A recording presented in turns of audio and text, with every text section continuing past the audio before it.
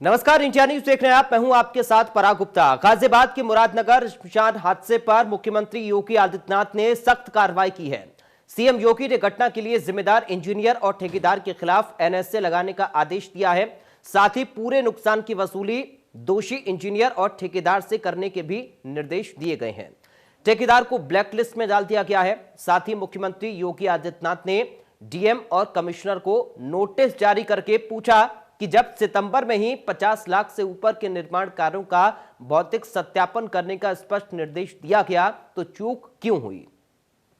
इसके साथ ही मृतक परिवारों को 10-10 लाख रुपए की, जो मृतक के परिवार हैं उनको 10-10 लाख रुपए की आर्थिक सहायता और इसमें आवासहीन परिवारों को आवासीय सुविधा मुहैया करने के भी निर्देश मुख्यमंत्री ने दिए हैं। गौरतलब है कि बीती रात ही मुरादनगर में श्मशान में हुए हादसे का मुख्य आरोपी अजय त्यागी को गिरफ्तार कर दिया गया। हादसे के बाद से वो फरार चल रहा था। गाजियाबाद पुलिस ने आरोपी अजय त्यागी पर 25,000 रुपए का इनाम घोषित किया था। हादसे में 25 लोगों की मौत हो गई थी। श्मशान घाट में घटिया निर्माण के चलते छत गिर गई थी और ठेकेदार अजय त्यागी से पहले पुलिस ने मुरादनगर नगर पालिका की EO Niharika Singh, JE Chandrapal, supervisor Ashish को गिरफ्तार कर लिया था।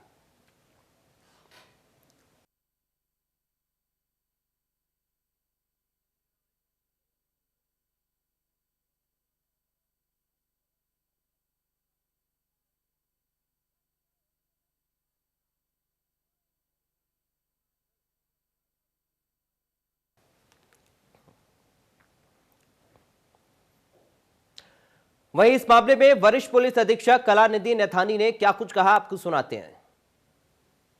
3 जनवरी के दोपहर को पुलिस को एक दुखद सूचना प्राप्त हुई थी, जिसमें ग्राम उखलाड़सी, थाना मुरादनगर में एक स्ट्रक्चरल डिजाइन के गिर जाने से काफी लोगों के दबने की सूचना पुलिस को प्राप्त हुई थी। उसमें तत्काल पुलिस द्वारा राहत कार्य वहां पर शुरू किया गया। एनडीआरएफ की मदद ली गई। स्थानीय प्रशासन एवं लोगों की मदद से कई घायलों को अस्पताल भेजा गया था। वहीं यह भी अवगत कराते हैं कि उसी देर शाम जो है पुलिस द्वारा एक मुकदमा भी पंजीकृत किया गया, जिसमें 4 लोगों को नामजद करते हुए एवं अन्य अज्ञात लोगों के विरुद्ध उचित धाराओं में मुकदमा दर्ज किया गया था। इसी के क्रम में अगले ही दिन 4 तारीख की प्रातःकाल को 3 नामजद अभियुक्त, जिसमें सुपरवाइजर आशीष, जेई और वहां के अधिशासी जो अधिकारी हैं, इन तीनों को पुलिस द्वारा गिरफ्तार करके जेल भेजा गया। वहीं विवेचना प्रचलित करते हुए उचित धरपकड़ करते हुए 5 टीमें जो गठित की गई थी, उनके द्वारा मुख्य ठेकेदार, जिसपे ऊपर मेरे द्वारा 25,000 रुपये का इनाम कल शाम को रखा गया था, उसको भी देर रात्रि पुलिस द्वारा गिरफ्तार कर लिया गया। और हमारे साथ संवाददाता जतिन गोस्वामी गाजियाबाद से जुड़ गए इस खबर पर अधिक बातचीत और जानकारी के साथ। जतिन, फिलहाल इस पूरे मामले को लेकर ताजा अपडेट बताइए, क्योंकि 25,000 का इनामी ठेकेदार गिरफ्तार हो चुका है, जो मुख्य आरोपी बताया जा रहा था, और फिलहाल इस पूरे मामले पर मुख्यमंत्री सख्त एक्शन में दिख रहे हैं। जतिन।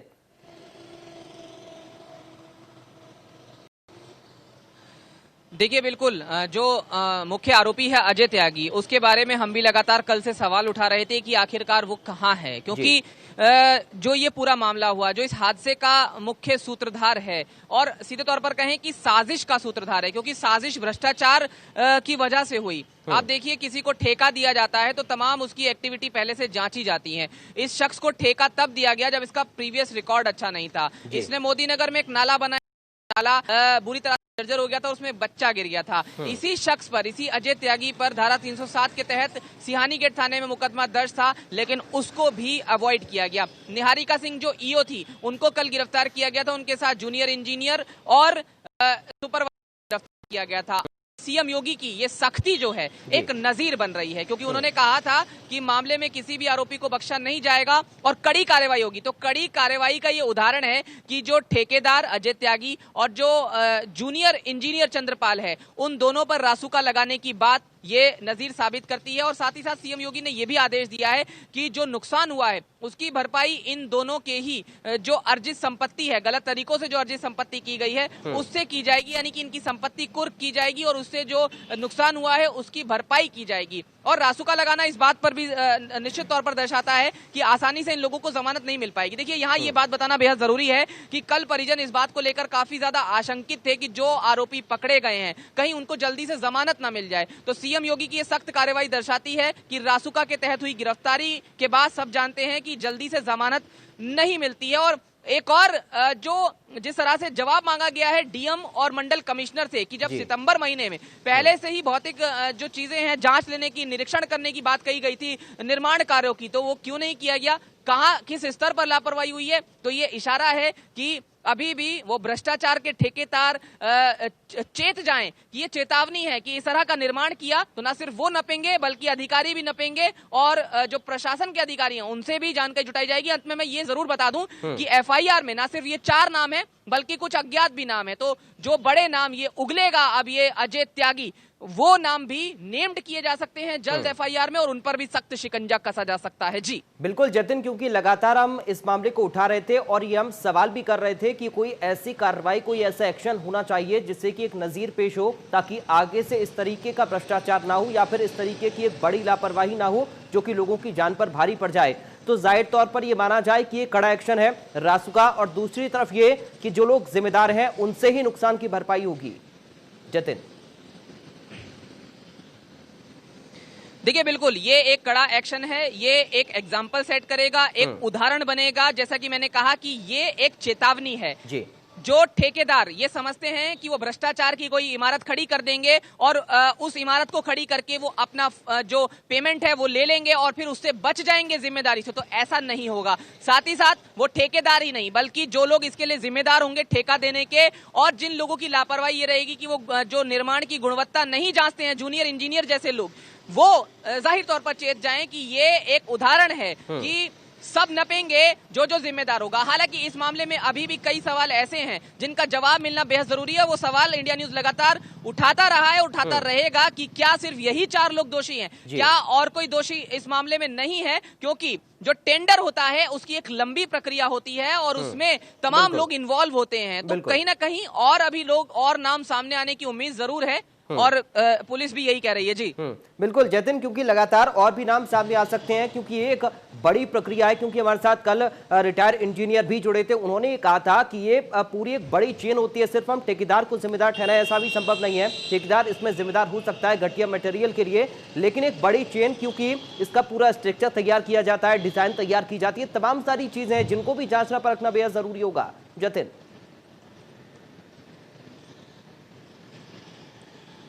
देखिए बिल्कुल ये जो टेंडर होता है उसमें मुख्य रूप से बात ये होती है कि जिस ठेकेदार को टेंडर दिया जा रहा है उसका प्रीवियस रिकॉर्ड कैसा है, क्या उसने जो पहले प्रोजेक्ट किया था वो सफल साबित हुआ था या उसमें कुछ कमियां थी। साथ ही साथ उसका कैरेक्टर देखा जाता है कि वो किस तरह का व्यक्ति है और कहीं किसी क्राइम में तो इन्वॉल्व नहीं रहा है। तो यहाँ दोनों ही चीजें अवॉइड की गई। जाहिर है जहां से ये ठेके देने की प्रक्रिया चली वहां से लोग जिम्मेदार निश्चित तौर पर इसमें नजर आते हैं, लेकिन जब कोई प्रोजेक्ट बनता है तो उसको जांचने परखने की जिम्मेदारी होती है। तो ईओ की जिम्मेदारी थी, उन पर शिकंजा कसा। मुख्य जिम्मेदारी जूनियर इंजीनियर की थी, जिसे मौके पर जाकर यह देखना था कि निर्माण कैसा हो रहा है और अगर निर्माण हो चुका है तो उसकी गुणवत्ता कैसी है, कहीं वो भरभरा कर गिर तो नहीं जाएगा, कहीं किसी की जान तो खतरे में नहीं आ जाएगी। अगर शायद ये कदम पहले उठाए गए होते तो ऐसा बड़ा हादसा नहीं होता। एक इंपॉर्टेंट बात मैं यहाँ बताऊं आपको, 54 लाख रुपए इस प्रोजेक्ट को तैयार करने में लगे थे और जब हमने लोगों से बात की और जब हमने मौके पर जाकर देखा तो उस मलबे में हमें सीमेंट का कतरा नजर नहीं आया। आप सोच सकते हैं कि 54 लाख रुपए ठेकेदार ने लिए इस पूरे काम को करने के लिए और शायद 5 लाख रुपए भी या 4 लाख रुपए भी उसमें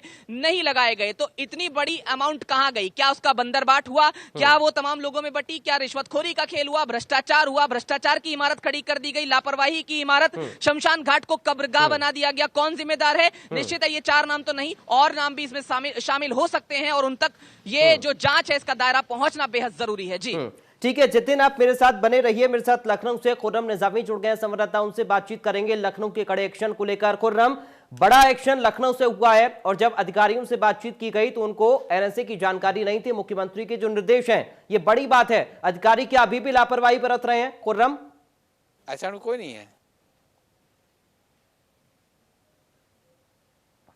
चलिए, लगता है खुर्रम से हमारा संपर्क नहीं हो पा रहा है, हम जतिन के पास एक बार फिर से लौटेंगे। जतिन, एक बड़ा एक्शन यहां पर हुआ है और जाहिर तौर पर अब इसमें किसी तरह की लापरवाही ना हो, इसको लेकर मुख्यमंत्री योगी आदित्यनाथ पूरी तरीके से सख्त हैं, क्योंकि पहले ही दिन ट्वीट करते हुए और तमाम अधिकारियों से बातचीत करते हुए मुख्यमंत्री ने साफ संदेश दे दिया था कि जो जीरो टॉलरेंस की नीति हम अपनाकर चल रहे हैं उस पर ही चलते रहेंगे। अगर कोई भी अधिकारी, कोई भी निचला कर्मचारी इस तरह की लापरवाही करता है, भ्रष्टाचार करता है तो उसको बख्शा नहीं जाएगा। जतिन। देखिए बिल्कुल, तभी हम कह रहे हैं कि मुख्यमंत्री ने अपना जो कर्तव्य है वो बखूबी निभाया और साथ ही साथ एक चेतावनी, ये जो कार्रवाई है ये एक बड़ी चेतावनी है उन भ्रष्टाचारियों के लिए जो ये सोचते हैं कि वो काम कर देंगे और बचकर निकल जाएंगे। तो ऐसा बचकर निकलने वाला तो बिल्कुल ठीक है जतिन, मैं आपको रोकना चाहूंगा। इंडिया तो न्यूज उत्तर प्रदेश उत्तराखंड के संपादक अरविंद चतुर्वेदी भी जुड़ गए हमारे साथ, बातचीत करेंगे अरविंद जी के साथ। अरविंद जी, एक बड़ा एक्शन लखनऊ से हुआ है, एनएससी की कार्रवाई को लेकर भी निर्देश है मुख्यमंत्री के, और साथ ही एक बड़ा एक्शन इसको भी मान सकते हैं कि जो नुकसान हुआ है और जो जिम्मेदार हैं वही इसकी भरपाई करेंगे। किस तरह की जानकारी वहां से लखनऊ से बड़े एक्शन को लेकर, मैं चाहूंगा आपकी इस पर प्रतिक्रिया। देखिए, मैं ये बताना चाहता हूं कि इसमें मुख्यमंत्री ने बड़ा एक्शन लिया है। मुख्यमंत्री ने कह दिया है कि घटना के लिए जिम्मेदार इंजीनियर और ठेकेदार के खिलाफ रासुका आप लगा दें, उसका आदेश उन्होंने दे दिया। पूरे नुकसान की वसूली इंजीनियर और ठेकेदार से करने के निर्देश दे दिए। ठेकेदार को ब्लैक लिस्ट करने का आदेश दे दिया। डीएम और कमिश्नर को नोटिस जारी कर पूछा गया कि जब सितंबर में ये पूरा काम दिया गया था, 50 लाख रुपए के ऊपर का काम था, निर्माण काम था, तो भौतिक सत्यापन करने के स्पष्ट निर्देश थे, तो क्यों आपसे चूक हुई है? इसका जवाब डीएम और कमिश्नर को देना है। ये भी बहुत बड़ा सवाल है। मृतक परिवारों को 10-10 लाख की राहत राशि के साथ ही आवास की सुविधा मुहैया कराने के भी निर्देश सीएम ने दे दिए हैं। तो मैं समझता हूं कि ये तो एक्शन हो गया। जो लोग तुरंत फौरी तौर पे जिम्मेदार थे, जिन लोगों ने इस काम को करवाया था, उसको करवाने का ठेका लिया था। अब प्रश्न ये उठता है कि आखिर कौन वो लोग थे जिन्होंने काम को दिलवाने में अहम जिम्मेदारी निभाई। ईओ के खिलाफ कार्रवाई होगी, लेकिन ईओ की जवाबदेही जिसके प्रति होती है, बाकी जो लोग होते हैं उसमें जैसे नगर निगम का पार्षद होता है, जिला पंचायत का अध्यक्ष होता है, ये सारे के सारे लोग बचे हुए हैं और इस पे सवाल सरकार की तरफ से भी नहीं उठाए जा रहे हैं। लोग तो सवाल उठा रहे हैं, विपक्षी भी सवाल उठा रहे हैं, लेकिन सरकार ने अभी तक उन लोगों के बारे में, उन लोगों के क्रियाकलापों के बारे में जांच के आदेश नहीं दिए। तो ये बिंदु भी जांच के लिए आवश्यक है। उसके बाद लखनऊ में जो लोग बैठे हुए हैं, सचिवालय में जो लोग बैठे हुए हैं, जो फाइलों की हेरफेर करते हैं और ठेका टेंडर अलाट करने का काम करते हैं, उन लोगों को भी चिन्हित किए जाने की जरूरत है कि आखिर इस पूरे टेंडर प्रक्रिया में कैसे गड़बड़ियां हुई, क्यों नहीं उसका जो है फिजिकल वेरिफिकेशन कराया गया। अगर फिजिकल वेरिफिकेशन कराया गया होता तो शायद आज ये दिन देखने को नहीं मिलता कि 25 लोगों की मौत हो गई है। ये बहुत ही शर्मनाक है और मैं समझता हूँ कि इसमें जो लोग भी शामिल हो, ये तो वो लोग हैं जो आंखों से दिखाई पड़ रहे हैं कि नहीं यही जिम्मेदार है, लेकिन बहुत सारे ऐसे लोग हैं जो दिखाई नहीं पड़ रहे हैं, उनके खिलाफ भी कार्रवाई होनी चाहिए। अरविंद जी, मैं चाहूंगा आप मेरे साथ बने रहे। खुर्रम हमारे साथ लखनऊ से जुड़े, एक बार खुर्रम का हम रुख करेंगे। खुर्रम, सुबह जब अधिकारियों से बात की गई और उनसे जानना चाहा निर्देशों के बारे में मुख्यमंत्री को, उनको जानकारी नहीं थी, क्या अब भी इस मामले की, इस मुद्दे की गंभीरता को अधिकारी नहीं समझ रहे हैं? खुर्रम, देखिए, अगर वो नहीं समझ रहे हैं तो ये उनका अपना मत है, लेकिन बेहद गंभीर मामला है और जो धाराएं दर्ज हुई हैं 304 और 409, ये बेहद गंभीर है। इसमें 10 साल की सजा तय है। और आप देखिए, तो एक तो 304 जो है गैर इरादतन हत्या का मामला है, जिसमें 10 साल की सजा है। दूसरा जो 409 है, ये है कि अमानत में खयानत का मामला है, यानी कि सरकारी पैसे के दुरुपयोग का मामला है। इसमें उम्र कैद तक हो सकती है।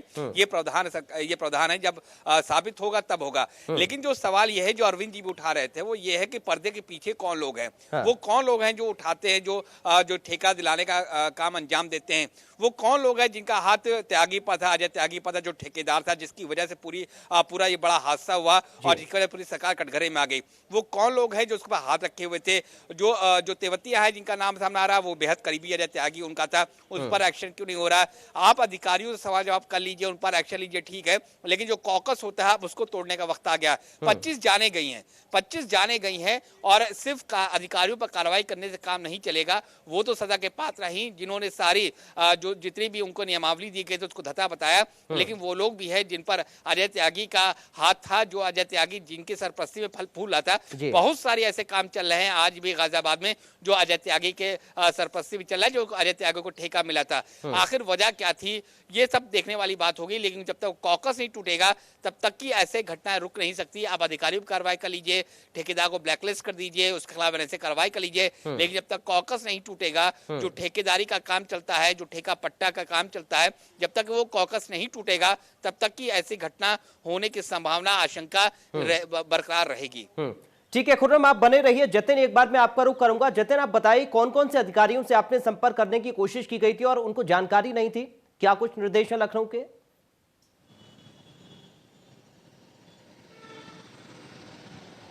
देखिए, अभी रासुका का आदेश हुआ है, इस बारे में कोई भी अधिकारी खुलकर नहीं बोल रहा है। हालांकि उन्होंने सिरे से खारिज नहीं किया, लेकिन मना भी नहीं किया। तो कुल मिला ऐसा लगता है कि जानकारी नहीं की जा रही है डीएसएसपी की तरफ से। लेकिन क्योंकि आदेश हुआ है, सीएम का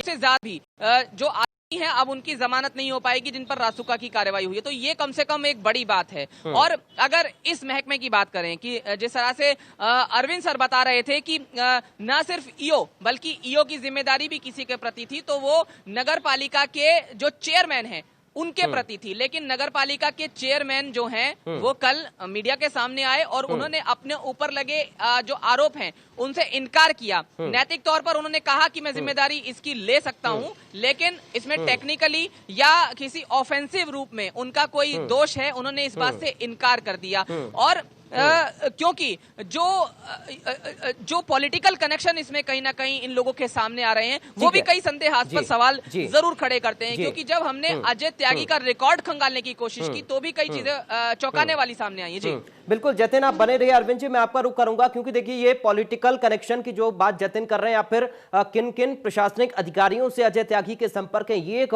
बड़ा सवाल यहां पर है। क्योंकि जो लोग पर्दे के पीछे उनके सामने आना जरूरी है और अधिकारी अभी खुलकर इस मामले पर क्यों नहीं बोल रहे हैं? सर, इस पर मैं चाहूंगा आपकी प्रतिक्रिया। अरविंद जी, मैं यही कहना चाहता हूं कि इस पे देखिए डीएम से भी बात की गई होगी तो मोटी मोटा उन्होंने बात करके उसको खत्म कर दिया होगा।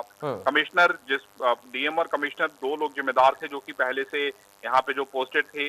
अभी जो डीएम महोदय हैं वो शायद नए आए हैं जैसी जानकारी मिली, लेकिन कमिश्नर महोदया पहले से यहाँ पोस्टेड थी। उनकी भी ये जिम्मेदारी बनती थी कि जो बड़े काम हो रहे हैं 5 करोड़ के ऊपर तक के जो काम हो रहे हैं जिसकी मॉनिटरिंग खुद मुख्यमंत्री और चीफ सेक्रेटरी लेवल से की जाती है, उसमें उन्होंने इंटरेस्ट क्यों नहीं दिखाया, ये बड़ा सवाल है। और मैं समझता हूं कि इस पूरे मामले को लेकर जांच होनी चाहिए। जो लोग भी जिम्मेदार हैं, जिन लोगों की इसमें मिली भगत है, उन लोगों के खिलाफ कार्रवाई होनी चाहिए। और मैं समझता हूं कि सरकार इस बात के लिए तो तत्पर है कि उन लोगों के खिलाफ सख्त कार्रवाई हो जिन लोगों ने इस घटना को अंजाम, एक तरीके से जिन लोगों ने इस पूरी जिनको ठेका मिला था उनके खिलाफ कार्रवाई होनी चाहिए।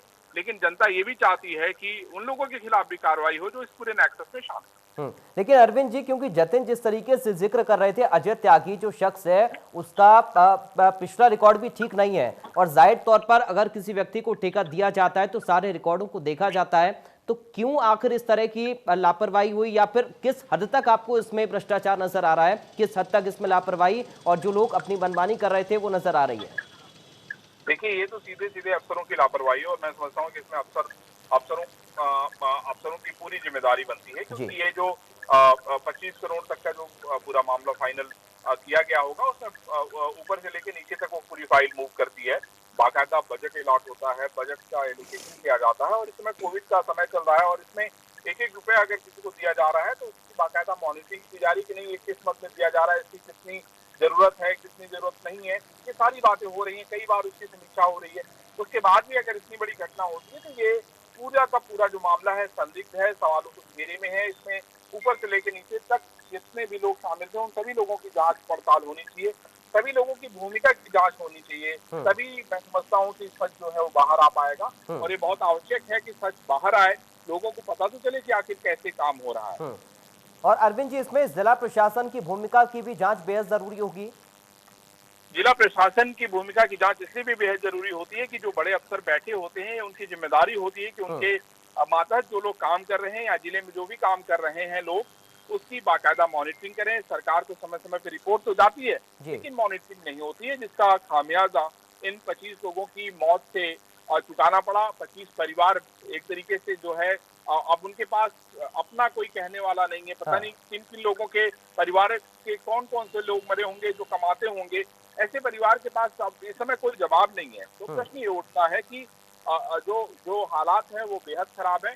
मैं समझता हूँ कि अफसरों की भूमिका की बहुत गंभीरता से जांच होनी चाहिए, जिला पंचायत अध्यक्ष की भूमिका की गंभीरता से जांच होनी चाहिए, नगर निगम के पार्षद की भूमिका की गंभीरता से जांच होनी चाहिए, और इन सारे लोगों की भूमिकाओं की जांच हो जाएगी तो सच बाहर आ जाएगा। अगर वहाँ का के जो तत्कालीन विधायक हैं, क्योंकि उनका भी बहुत बड़ा रोल होता है उस मामले में, क्योंकि अक्सर आप देखते होंगे इस तरह की शिकायतें आती होंगी कि विधायक ने कमीशन न देने पे काम बंद करा दिया, तो इस तरह की शिकायतें आती, तो विधायक को भी इस बात की जानकारी होगी, और मैं समझता हूँ कि इन सारे लोगों की भूमिका की जांच हो जाएगी, जिससे दूध का दूध पानी का पानी हो जाएगा। अरविंद जी, आपका बहुत शुक्रिया हमारे साथ जुड़ने के लिए, बातचीत के लिए। जतिन गोस्वामी, आपका बहुत शुक्रिया गाजियाबाद से तमाम जानकारी हम तक पहुंचाने के लिए। खुर्रम निजामी, आपका बहुत शुक्रिया लखनऊ से तमाम अपडेट हम तक पहुंचाने के लिए। तो इस पूरे मामले को लेकर मुख्यमंत्री योगी आदित्यनाथ सख्त मूड में है और साफ तौर पर उन्होंने एनएसए के निर्देश दिए हैं और यह भी कह दिया है कि जो लोग जिम्मेदार हैं उन्हीं से भरपाई होगी नुकसान की।